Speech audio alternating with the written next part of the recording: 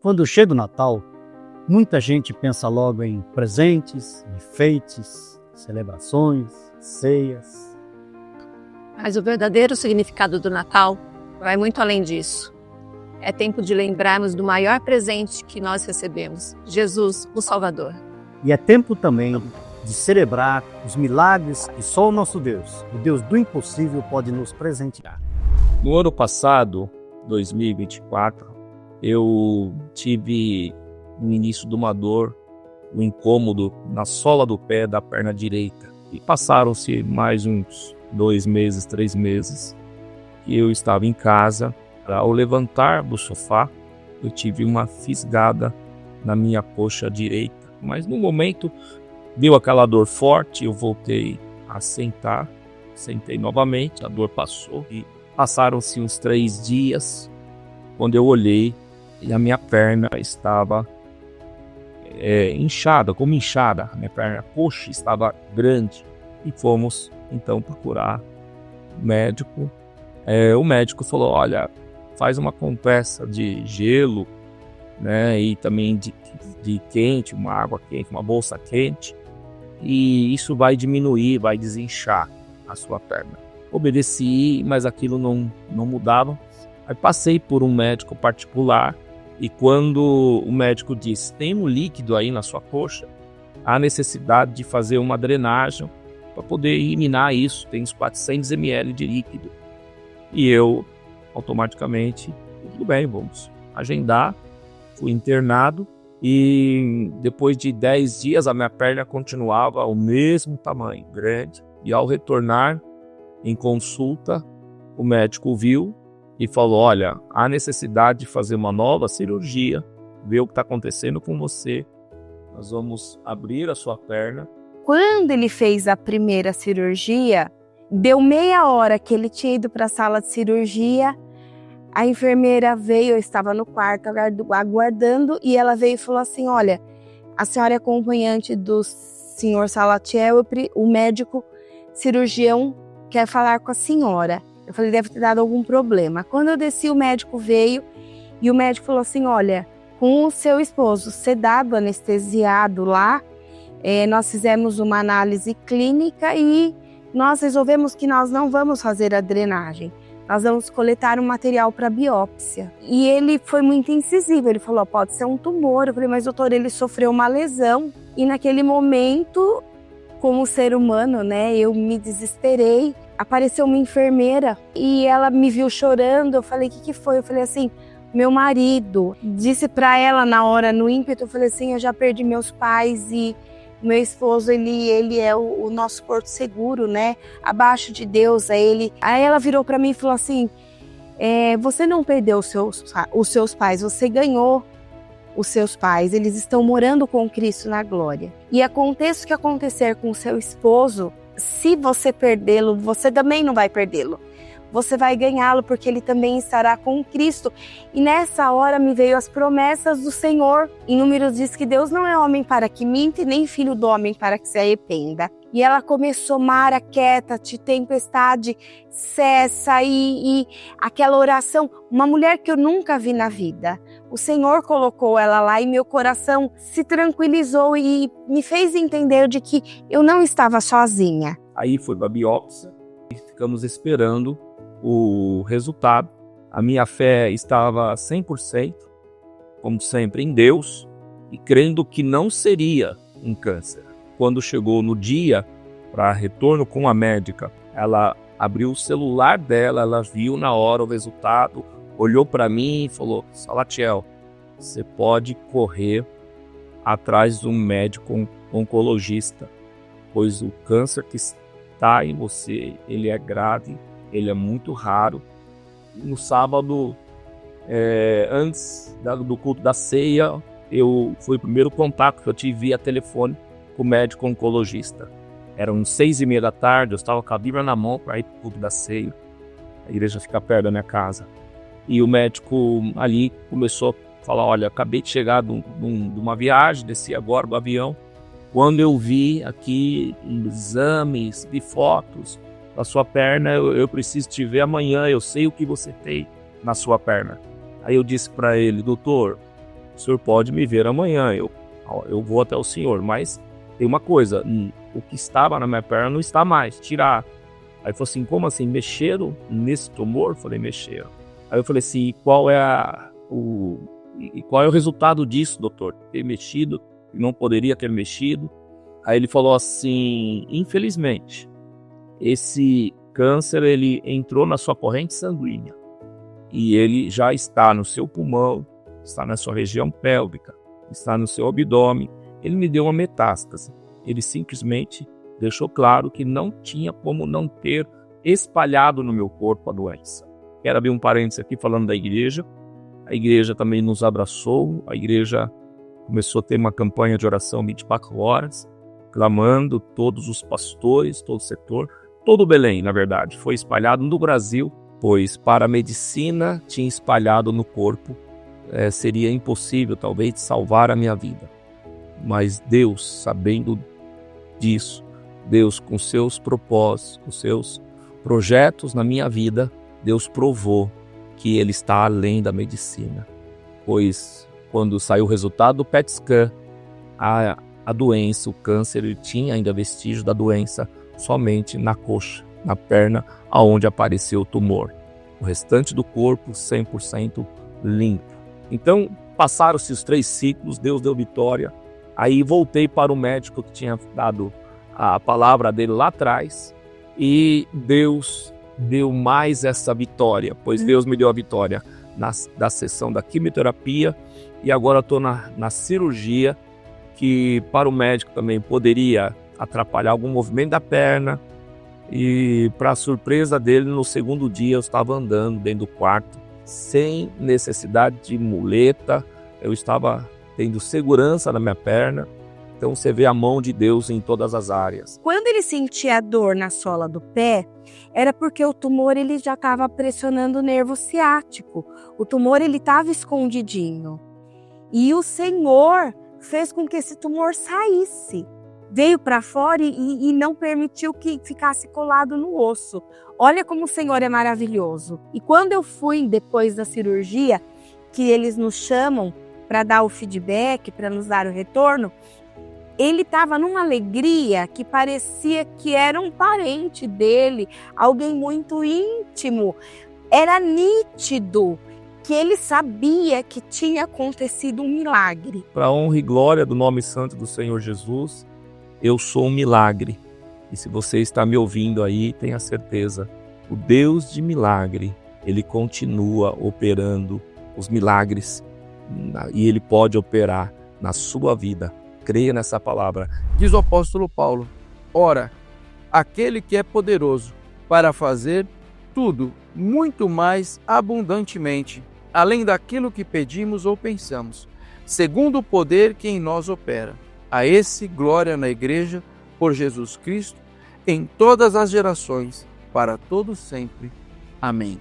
Em meados de 2013, com apenas 33 anos, eu tive um diagnóstico de câncer, um câncer chamado linfoma, do sistema linfático, sistema circulatório do corpo humano. Relativamente recém-casado, ainda sem filhos, na flor da idade, plena ascensão profissional, ascensão ministerial, já exercia o ministério na casa do Senhor, sempre dedicado, servindo a Deus, nunca deixei os caminhos do Senhor. Tivemos essa notícia e o fato é que uma notícia que aqueles que já a receberam sabem que, por mais espiritual que sejamos, ela nos tira o chão, ela nos tira o norte, nós perdemos momentaneamente as referências de vida que temos, expectativas, sonhos, desejos. De repente, nós vemos tudo isso em perspectiva, porque é fato que existe uma ameaça severa contra a nossa existência. Claro que, juntamente com minha família, minha esposa, todos os demais familiares em volta, fomos para os joelhos, aos pés do Senhor, buscar dele a resposta e a cura para esta enfermidade. A vontade de Deus era que nós passássemos pelo deserto, era nos livrar durante a tribulação. E iniciamos, por volta do mês de agosto de 2013, tratamento de quimioterapia. É claro, é um tratamento, como eu disse, bastante severo. Todo e qualquer efeito colateral pode suceder, desde a perda de coloração das unhas, a queda de cabelo, perda de apetite, enjoos, vômitos, tantos outros gravames. O tratamento foi se desenrolando ao longo de 6 meses. Deus foi fiel e nos protegeu dos efeitos colaterais mais graves. Deus foi nos dando graça, Deus foi nos dando vigor, fortalecendo a nossa fé, confirmando as suas promessas para as nossas vidas, e assim fomos caminhando ao longo de 6 meses de tratamento. No finalzinho de 2013, em dezembro de 2013, e por isso vem bem a calhar como um testemunho de Natal, nós tivemos aquela notícia que alegrou o nosso coração e que foi naquele momento, acho que o maior presente de Natal que eu poderia ter esperado foi receber a notícia de que o câncer estava em remissão. Mas é claro que eu tinha no meu coração um certo desconforto, porque eu havia me submetido ao tratamento médico. É claro, nós cremos que Deus é aquele que provê também a condição das mãos humanas nos auxiliarem num processo de cura, mas eu desejava algo mais. Desejava uma prova que fosse irrefutável de que Deus havia me curado e não o tratamento ao qual eu havia me submetido. Eu passei a pedir a Deus que, como um sinal de que Ele havia me curado, que eu e minha esposa tivéssemos uma gestação sem a necessidade de recursos médicos. E eu digo isso porque um dos efeitos da quimioterapia é gerar a esterilidade. Por isso que no começo do meu tratamento, nós fizemos a preservação do material genético, porque não tínhamos filhos na época. Então esse é o protocolo, que se faça a preservação do material genético para que futuramente, se o casal vier a desejar filhos, eles tenham como fazê-lo, porque, como eu disse, a quimioterapia gera a impossibilidade de gerar filhos. À medida que esse tempo foi passando, 2014, 2015, muitas vezes a impaciência tomou especialmente o meu coração. E isso talvez seja a circunstância que muitos daqueles que estão nos acompanhando vivam. Nós temos promessas da parte de Deus e que nós muitas vezes desejamos apressá-las. Quando a impaciência tomava o coração, nós desejávamos partir para a inseminação artificial. E não poucas vezes Deus falava com a minha esposa para que ela ficasse no seu lugar, aguardasse o tempo de Deus cumprir a promessa sobre as nossas vidas. E em setembro de 2015, nós decidimos que nós iríamos nos submeter à inseminação artificial. Na verdade, foi até uma iniciativa minha. Disse para minha esposa: olha, Deus é soberano e Ele não é obrigado a me provar nada. Eu peço a Ele uma prova de que Ele me curou e não a quimioterapia, e na verdade Ele não me deve comprovação nenhuma de quem Ele é e do seu poder. Ele espera talvez que eu tenha mais fé suficiente para crer que a cura veio das mãos dEle, mesmo que nós tenhamos que fazer essa inseminação artificial. E procuramos então a médica, marcamos uma consulta e permanecemos no aguardo de que o ciclo dela viesse para que nós tivéssemos então o início do tratamento. E o fato é que este ciclo não vinha, este ciclo começou a se atrasar e no dia 6 de setembro de 2015 nós fizemos um teste e tivemos a constatação de que ela já estava grávida. A inseminação artificial estava agendada, mas Deus se antecipou e o seu amor nos constrange. Deu aquela prova que eu, na minha talvez falta de fé, na minha incipiência, pedi a Ele. Ele foi misericordioso o suficiente para nos conceder esta bênção, este milagre. Veio o Pedrinho. Inclusive, meu filho teve a oportunidade de participar de alguns dos vídeos nesta série de vídeos sobre o Natal. Então você conheceu o José Pedro. Este é o meu filho primogênito, que foi fruto deste milagre. A bênção de Deus é abundante, é recalcada, sacudida e transbordante. São estas as palavras do Senhor Jesus. E assim também foi na minha casa. Em 2019, minha esposa engravidou pela segunda vez da minha filha Maria Alice e em 2022 ela engravidou pela 3ª vez da minha filha Maria Clara. Hoje eu tenho o José Pedro, que tem 9 anos, a Maria Alice, que tem 6 anos, e a Maria Clara, que tem 3 aninhos. Nós estamos chegando ao período do Natal. Para alguns, o Natal é melancólico. Alguns se sentem sentimentalmente tocados por sentimentos de tristeza, de vazio. Alguns talvez se ressentem das ingratidões que ao longo da vida eles têm passado, daqueles que estão à sua volta, amores não correspondidos e tantas mazelas sentimentais. Mas para nós, crentes, o Natal é um tempo de esperança, é um tempo de alegria, é um tempo de paz. Nós relembramos o nascimento do Senhor Jesus. Essa imagem que muitas vezes está tão estereotipada naquele presépio, um bebezinho, imagens que são tão difundidas deste Natal caricato, na verdade traz consigo a representação do amor de Deus, a encarnação. Jesus Cristo se fez homem.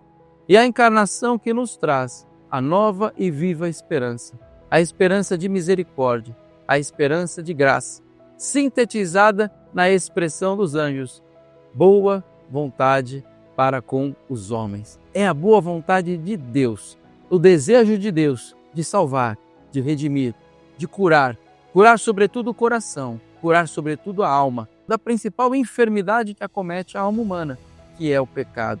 Eu posso dizer que o Senhor Jesus Cristo existe, é real e está vivo, porque eu experimentei na minha vida, no meu testemunho, eu experimentei todas estas bênçãos e virtudes que o Natal representa.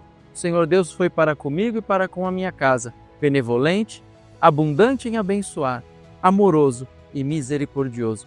Que você tenha um Natal cheio destas virtudes, da presença de Deus.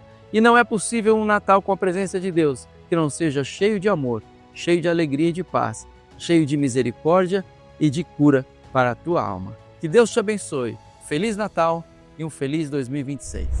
Os testemunhos que hoje ouvimos aqui é a prova viva que Deus continua operando milagres. Que o Natal seja mais do que uma data, seja um tempo de renovar a confiança no Deus que tudo pode. Que os milagres do nosso Senhor continuem alcançando vidas, famílias e corações. Feliz Natal, cheio da presença e do poder de Deus.